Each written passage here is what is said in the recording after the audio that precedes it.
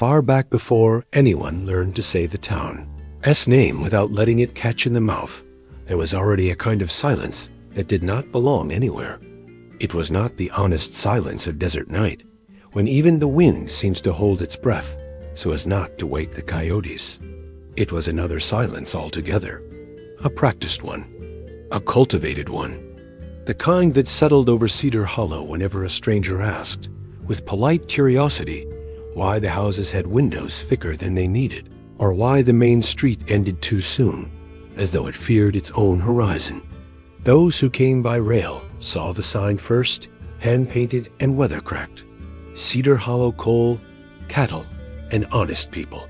The white paint had begun to split, and the word honest had faded more than the rest.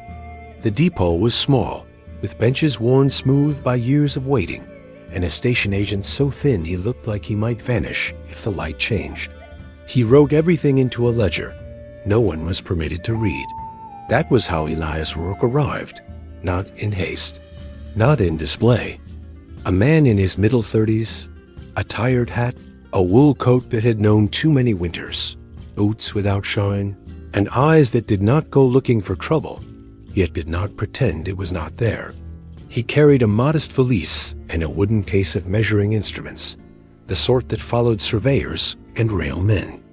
It was not the baggage of a prospector. It was the baggage of someone sent to measure the world, as though numbers could set it in order. Elias stepped down from the carriage with the quietness of a man who had long since lost the need to impress. The first thing he noticed was the smell: damp coal, burned pine, and something faintly sweet beneath it, barely there like dried herb after rain. It felt like a memory that did not wish to be remembered. The station agent gave him a short nod. "Mr. Rourke?" Elias paused, surprised to be expected, and nodded. "The post wired ahead," the agent said. "You'll find lodging at the Marigold Hotel, straight along the main street." He spoke without warmth, but without hostility, only with too much care, as though every sentence had to pass through a narrow door before it could come out. Elias thanked him. As he turned to go, he heard leather creak someone mounted in the shadow of the freight shed, watching, not drunk, not brash, just attentive. The kind of attention that was not curiosity, but guard duty. Cedar Hollow was small, but it worked hard.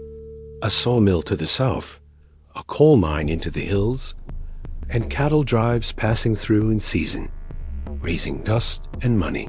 Main Street had what a frontier town must: a blacksmith, a general store, a post office, the hotel, a pale wooden church, and a saloon that kept its doors discreetly open, as if apologizing to heaven for existing. People moved with shoulders slightly bent, not from age, but from habit. They nodded and offered polite words, but eyes did not linger on a stranger's face. And a stranger, if he was wise, did not insist. At the Marigold, the proprietor was a widow named Mrs. Avery, with a firm mouth and hands that knew how to work without complaint. She gave Elias his key, as though she were handing him a rule-precise final.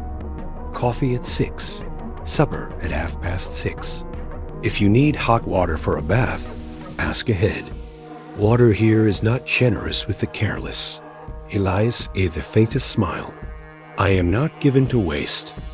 Folks here learn that," she said, and for a moment it seemed she might add something more. But she cut it off. "Your room is at the end of the hall. It overlooks the barn. Better that way. The street is noisy." Elias went up. The corridor smelled of pine boards and cheap soap. His room was clean and spare. Narrow bed, washstand, a pitcher of water. Through the window he could see the barnyard, and beyond it a dark line of trees that did not match the dry country around them. Cedars, thick and shadowed, standing like a wall against the hills. Beautiful, in a way that made a man uneasy. He opened his case and checked the lenses, the chain, the maps, the field book. His work, he told himself, was work.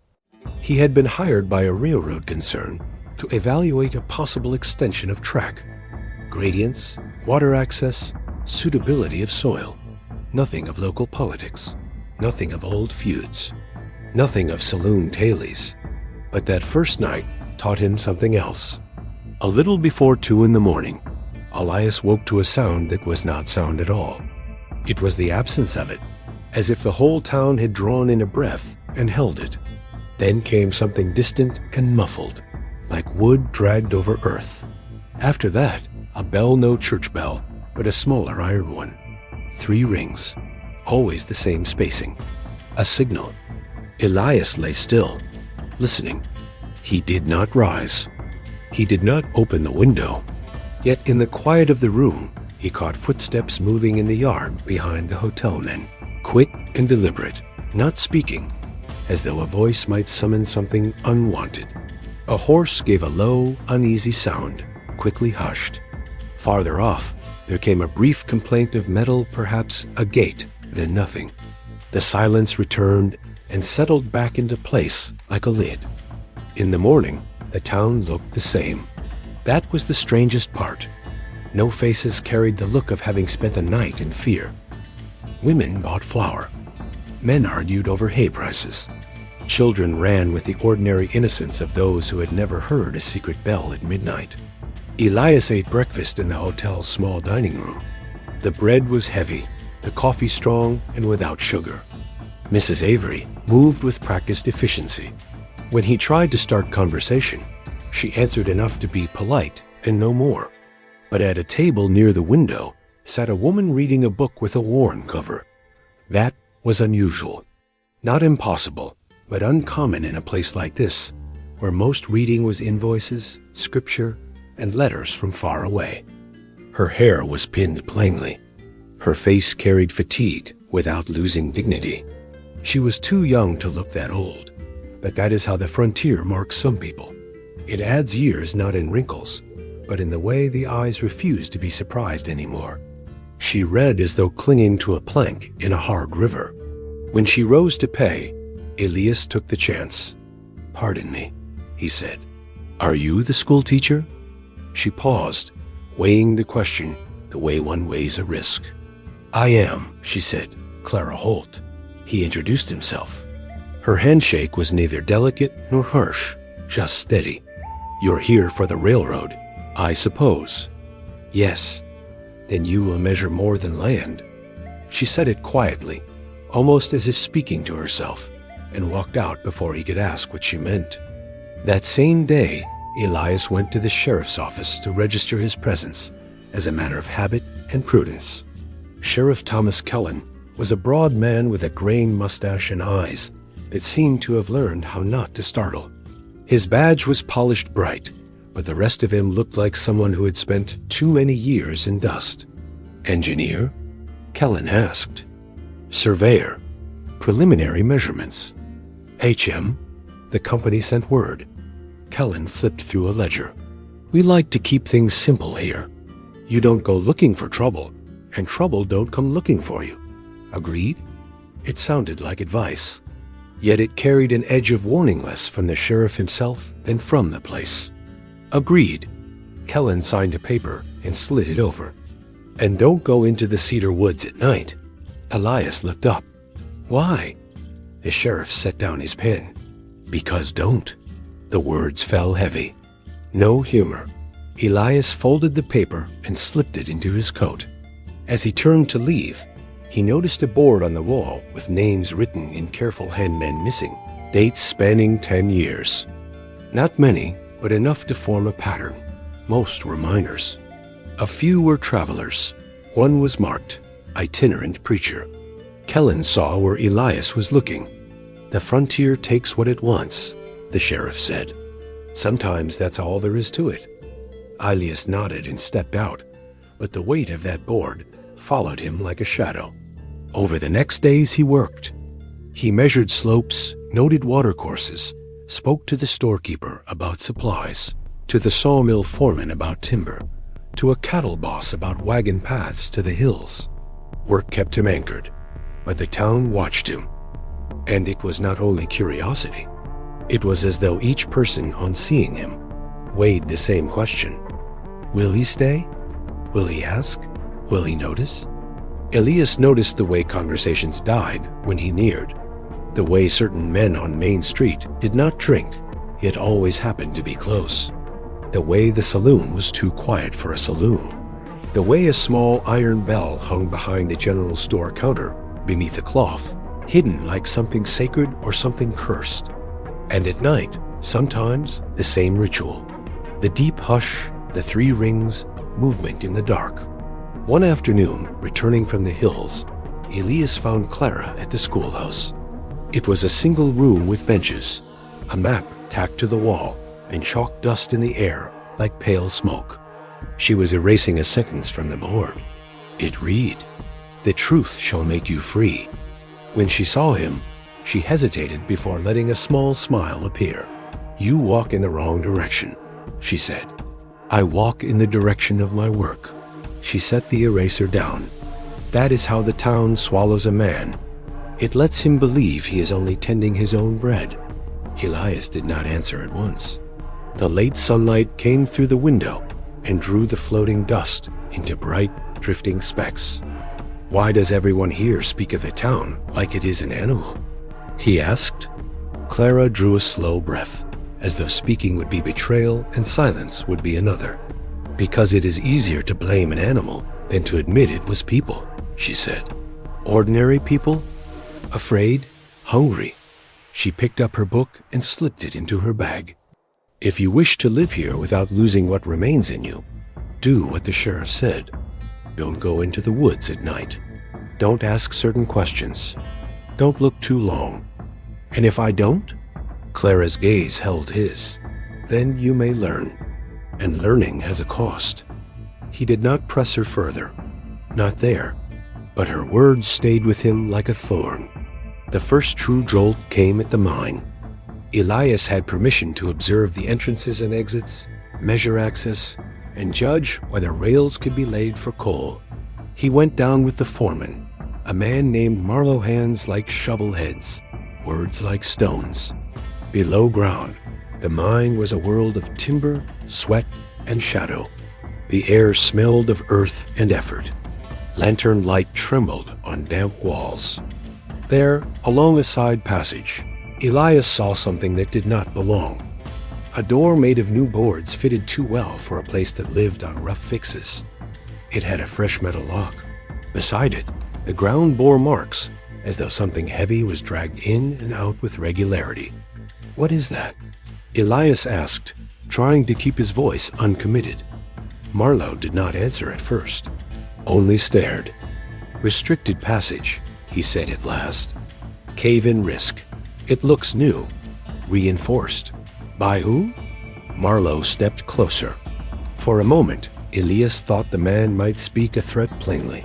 But the foreman only said, low, almost with pity, "You weren't sent to measure that." Elias climbed back into daylight with coal grit on his sleeves, and the image of that door lodged behind his eyes. The next night, he could not bear it. He did not go into the cedar woods, not yet. But after the hotel quieted, he slipped out and went to the shadowed side of the general store to watch, simply to see. The bell rang 3 times, the same rhythm. Men appeared from different corners, no drunken sway, no laughter. Lanterns were shaded.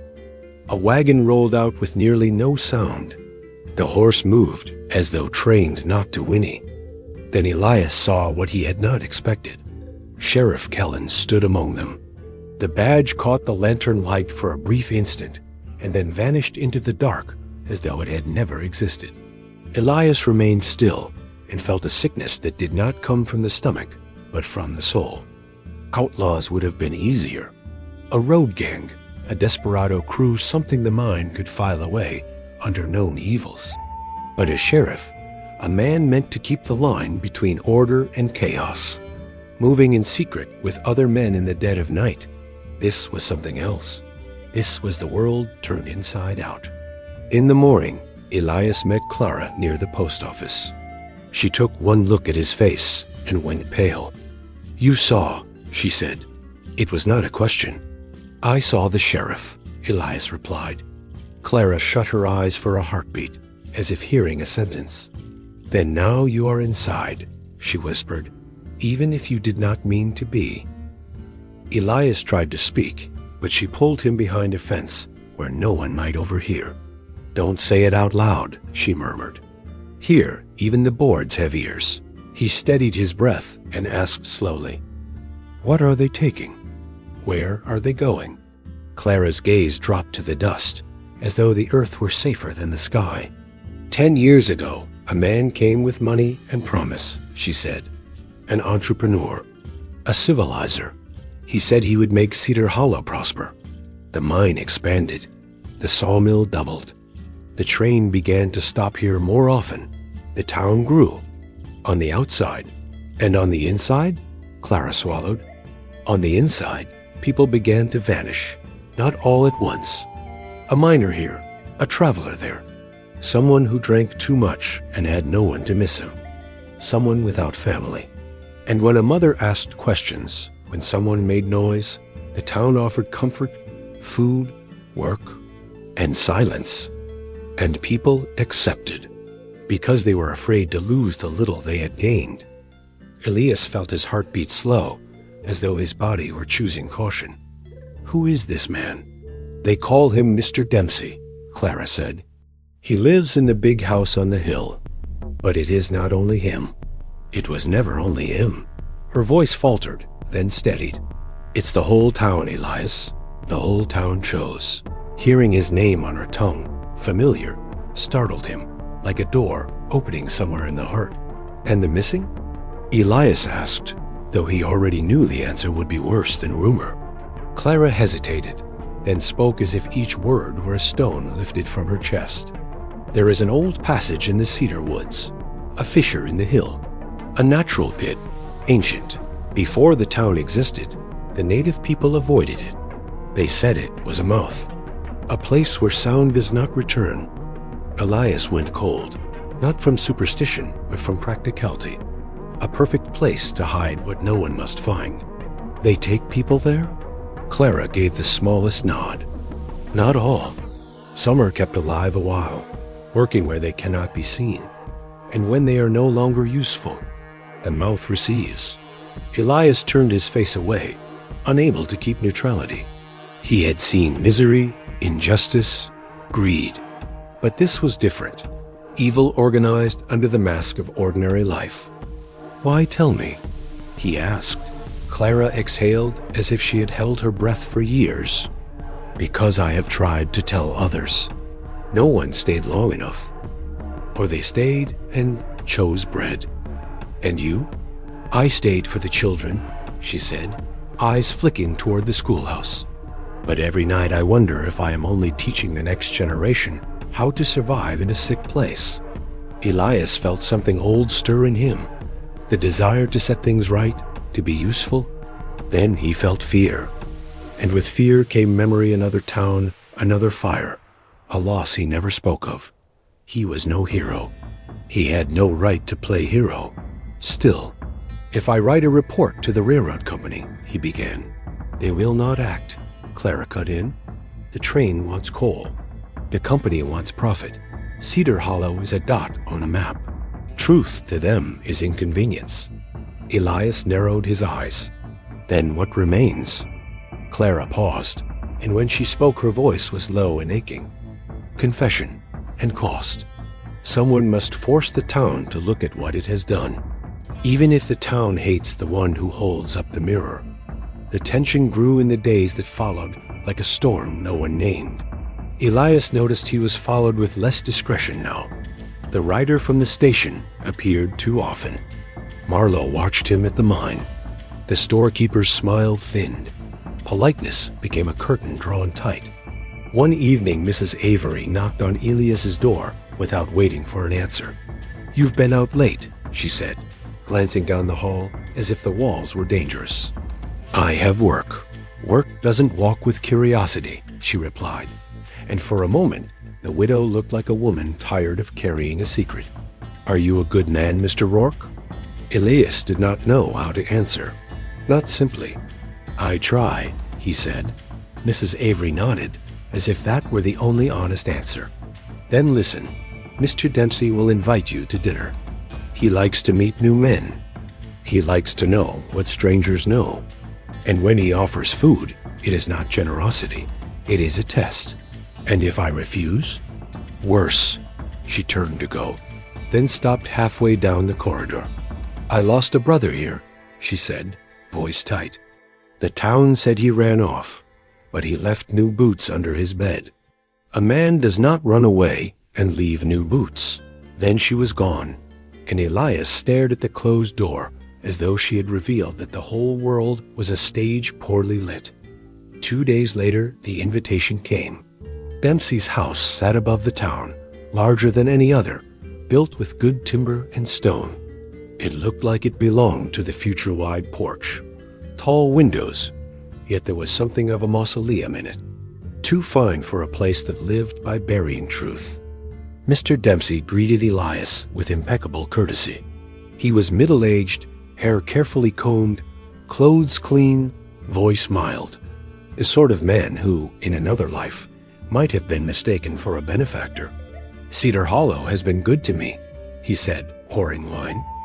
And I endeavor to be good to Cedar Hollow. Prosperity is a kind of morality, don't you think? A hungry people makes poor choices. Elias held the glass without drinking. Prosperity can be a handsome name for certain things. Dempsey smiled without showing teeth. You are cautious. That is good. The West eats the hasty. The meal went on with talk of grades, costs, timber, coal. All innocent on the surface. Yet it was a game. With the delicacy of a surgeon, Dempsey began to circle what Elias might have seen, phrasing questions as observations. Some places frighten newcomers, Dempsey said lightly. The Cedar Woods, for instance. Old tailies. Have you heard anything? Elias chose the most dangerous path, truth wrapped in civility. I heard it is not a place to visit at night. Dempsey nodded, as if agreeing with prudence. Superstition is useful. Keeps folk away from real danger sinkholes, slides, animals. Sometimes fear protects more than the law. And sometimes it hides more than sinkholes, Elias said. A silence followed, brief, but heavy. Dempsey's knife paused. You have a restless mind, Mr. Rourke? He said softly. Restless minds are valuable. Or troublesome. Elias felt his body go alert. Still, he did not rise. He did not make a show. I do my work, he said. Of course. Dempsey drank at last. But there is one detail about Cedar Hollow. It cares for its own, and it charges loyalty in return. Some might call that sin. I call it survival. Elias left the house with his stomach twisted, not by wine, but by certainty. Dempsey knew. The sheriff knew. The town knew. And now Elias had been weighed and found risky. The next night, the bell rang again. 3 times. Elias did not stay in his room. He went down out the back door and followed at a distance, keeping to shadow. It was not courage. It was desperation. There comes a point when the fear of becoming complicit grows larger than the fear of dying. The wagon left the town and took the dirt track into the Cedar Woods. The air turned colder. The trees closed out the sky. Darkness felt older there, as if it had been waiting a long time. Elias crept near enough to see the wagon carried something under a canvas. Not coal. It shifted, slowly. A low sound escaped. Could have been a muffled sob. Could have been exhaustion. Elias felt his throat tighten. They stopped in a clearing where the ground dipped. Stones were stacked as a marker. And there, hidden among roots and opening in the earth, the mouth. Sheriff Kellen stood with a lantern in hand. Marlowe, too. 2 other men. They pulled back the canvas. A young man lay in the wagon, face smudged with coal dust, eyes wide and pleading. Bound, but not brutalized. There was no spectacle, only procedure. That was what made it worse, the ordinary efficiency of it. Please, the young man whispered. I only wanted to leave. Marlowe would not look at him. Sheriff Kellen, voice rough, said, if you talk, you kill the town. And the town cannot die. Elias felt anger rise. but it was not theatrical. It was sorrowful, ancient like all the injustice he had ever seen condensing into one moment. He took a step. A branch snapped beneath his boot. Heads turned like trained dogs. The lantern swept the trees and found Elias. The silence that followed no longer served a purpose. It was only emptiness. "Mr. Rourke," the sheriff said, and in his voice there was weariness, almost pleading. "Don't do this." Elias looked at the bound youth, then at the sheriff. "You are the law." Kellen shut his eyes for a heartbeat. "I was," he whispered, "before winter took my daughter. Before hunger taught me what I did not want to learn. No excuse, a confession. And that made it heavier, because it meant Kellen was not a monster. He was a broken man making terrible choices. From the edge of the clearing, Dempsey emerged, as if he had been there all along. "I told you restless minds are troublesome," he said calmly. "You could have left with your report and your whole life intact. You could have gone blind like so many do." Elias understood then. This was also a test, a ritual. Cedar Hollow did not only discard the inconvenient, it discarded those who might become inconvenient. The wind moved through the cedars with a sound like distant sea. Elias raised his hands slowly, not in surrender, but to show he would not reach for a weapon. He was no gunman. He did not want a shootout. Real life rarely gives a man such clean drama. "Let him go," Elias said. "Let him leave. I will go as well. Tonight." Dempsey smiled with a false sadness. "You imagine it works like that?" Elias saw it then. Now there were two loads, the youth and himself. He looked at the wagon again. The young man's eyes were fixed on him with a kind of hope that did not ask to be born in a place like this. Elias made the only move left to him, one that did not turn him into a killer, and did not turn him into a coward. He spoke loudly, loud enough to break the spell of the secret. "You are killing people." The words echoed between the trees, and for an instant the world shifted around them. Because when the truth is spoken aloud, it ceases to be merely thought. It becomes an object in the open, a stone in the road. Marlowe stepped back as though the sentence itself could strike him. Kellen trembled. Dempsey remained still, eyes gone cold. Then Elias heard something he had not expected: footsteps. Many of them. Coming along the trail the town had followed. Not all of it, but enough men, perhaps one or two women, lanterns bobbing. Clara was among them. Elias saw her and felt his heart clench, because this meant she had chosen, at last, to pay the cost. And the cost is never small. Clara stopped at the edge of the clearing. She saw the wagon, the bound youth, the mouth, Dempsey, the sheriff, Elias. When she spoke, her voice came out steady, though fear lived inside it. "That is enough." A murmur ran through the group, not bravery rupture. The moment when a community realizes the secret is no longer protecting it, but devouring it. Dempsey opened his hands, almost paternal. "Miss Holt, I gave you a schoolhouse. I gave you books. I gave you a roof. You gave me silence," Clara replied. "And I accepted it. For too long." Then someone else stepped forward, Mrs. Avery. Her eyes were wet, but her face was stone. "I watched my brother vanish," she said, "and I stayed quiet. I stayed quiet because I wanted bread, because I was afraid." She pointed toward the mouth in the earth. "That is not bread. That is a curse." The word curse did not sound like sermon. It sounded like diagnosis. Sheriff Kellen looked out at the gathered townsfolk. There was shame in his face, and relief too, as if he had grown too tired to hold the lie up any longer. "I did things," he began, but could not finish. Elias did not move, not because he was brave, but because he understood this was no longer about him. It was about the town deciding whether it would continue living under a lie that demanded regular sacrifices. Dempsey saw it, and for the first time his calm cracked. "You do not understand," he said, voice hardening. "Without me, This town returns to dust. You go hungry in winter.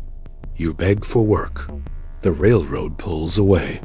I saved Cedar Hollow, Clara answered with a calm that seemed to come from somewhere deeper than fear. You did not save it, you purchased it. And the price was people. Dempsey searched faces for support. Some men looked away. Others stood frozen between gratitude and horror. And then the hardest thing happened in the West. Ordinary people decided not to continue. It was not swift. It was not pretty. It was not heroic. It was slow, heavy, human. 2 men lifted the youth from the wagon and cut his bindings. He fell to his knees, crying without sound, holding himself as though trying to keep his body from coming apart. Kellen stepped toward Dempsey. "It is over." Dempsey gave a short laugh. "Over? Thomas, you think the law will protect you? You think the railroad company will thank you? You think anyone out there will believe you? They will laugh. They will call you savages. They will shut the mine. They will take the train away." Kellen stood still, then spoke not with authority, but like a father who had already buried what mattered most. "I lost everything once. I will not lose what is left of me." Elias saw the beginning of redemption there, but not the comfortable kind. The kind that comes with scars. They brought Dempsey back down to town, not under cheers, but under a new silence, the silence of those who know mourning will be bitter. There was no lynching, no spectacle. Cedar Hollow did not need to soil itself further. It needed to face what it had become. The next day, Sheriff Kellen wrote letters to the county judge, to the nearest federal marshal, to the railroad company. Elias helped with maps and route details. Clara wrote what she knew, hand trembling but unbroken. And then came the part no one wants to narrate, because it has no swelling music and no triumph. Consequences. The railroad delayed expansion. Not canceled at once, but paused. Investors grew cautious. Trade in town fell. Some men were arrested. Others fled before they could be named. Families split. Friendships broke. The saloon stood emptier, as if ashamed. The mouth in the cedar woods was sealed with stone and timber and prayer, not as an exorcism, but as acknowledgement. As if to say, here we did what we should not have done. Elias stayed long enough to learn that evil does not vanish when it is named. It only changes shape. It becomes memory. It becomes guilt. It becomes a story mothers whisper to children, not to frighten them, but to warn them. The youth they saved was named Jonah. He was no outlaw, only a young miner who had learned too much and tried to leave. He lay in a bed at the Marigold for weeks, strength returning slowly, while Mrs. Avery cared for him as though caring for the brother she lost. When Jonah could speak without breaking, he said to Elias, "I thought God forgot this place." Elias did not answer with a sermon. He only sat beside him. "Sometimes what looks like forgetting," he said quietly, "is only waiting." Clara remained at the schoolhouse, and now she taught adults in the evenings how to read and write letters. Because Cedar Hollow had learned that ignorance is not neutrality. Ignorance is soil, and in soil anything can grow, especially men like Dempsey with promises. Sheriff Kellen resigned months later, not from cowardice, from honesty. He laid his badge on the marshal's desk and said, "I use this to cover sin. I do not deserve it." He was tried. He did not escape. Yet he was not treated as a monster. He was treated as what he was, a man who made terrible choices. And that, in the end, is heavier, because monsters are easy to hate. Men are difficult. And Elias? He left when the first snow threatened the hills. He departed with the same worn hat, the same modest case of instruments, but with a new weight, the knowledge that a man can enter a town to measure land and end up measuring guilt. At the station, Clara came to see him off, not with embrace, not with promises only, but the quiet respect of someone who knows what each step cost. "Will you tell?" she asked, Elias looked at the track, looked at the desert beyond, the iron line that cut the world, carrying good and ill with the same indifference. "I will write what I saw," he said, "and I will send it to more than one place. They may not believe you. I know." She drew a breath. "Even so?" Elias waited before answering. "Because there are some questions you must feel in the ribs before you can speak." "Even so." The train whistled. Elias climbed aboard. Through the window, he watched Cedar Hollow shrink small, poor, wounded, and yet, for the first time, not entirely held hostage by its own secret. The last image he carried with him was the cedar woods in the distance, dark as ever, only now less sovereign. Because a secret is king only so long as no one names it. And that is where the West reveals its truest cost. It is not only the cold that kills, not only hunger, not only the miles between one cabin and the next. It is what a person agrees to do in order to remain alive. Some towns are born of courage. Others are born of fear. Cedar Hollow was born of both. And when fear became method, when survival became an excuse to sacrifice the invisible, it spent years living as though prosperity were forgiveness. But prosperity does not erase guilt. It only buys silence for a time. In the end, the West does not give lessons. It collects payment. It collects it in loss, in late remorse, in nights when the wind seems to repeat names no one wants to remember. And if there is any redemption in a place like that, it never comes without pain. It comes when an ordinary soul stops calling wickedness necessity. When someone looks into the pit and instead of feeding the mouth, chooses to seal it, even knowing winter is coming. Because the West, wide as it is, cannot hide forever what a human heart has done in the dark.